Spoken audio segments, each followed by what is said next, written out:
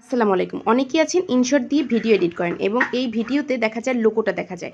অনেকে আছে video edit করার পরে ভিডিওটা নেওয়ার পর এটার সাথে লোগো থাকে, তো দেখতে খারাপ দেখায়। তো আমি ইনশটে গেলাম, নিতে দিয়ে আমি ভিডিওতে চলে যাব, একটা ভিডিও সিলেক্ট করব এখান থেকে। তো ভিডিওটা আমার সিলেক্ট করা হয়ে গেলে আমি চলে যাব, এখানে এসে পড়েছে। দেখেন এই যে নিচে ইনশট লোগোটা আছে, এটাকে আমি একটা চাপ দেবো, এখানে ফ্রি রিমুভ লেখা আসবে নিচে একটা। তো সেটা আমি চাপ দেওয়ার পরে সাথে সাথে আমার একটা অ্যাড চলে আসছে। এই অ্যাডটাকে আমার পুরোপুরি দেখতে হবে। তো অনেকেই আমি দেখেছি ভিডিও দেওয়ার পরে নিচে লোগোটা কিন্তু থাকে, তো দেখতে খারাপ লাগে। আসলে লোগোটা যে আপনি কোথা থেকে ভিডিওটা এডিট করলেন এটাও কিন্তু বোঝা যাচ্ছে।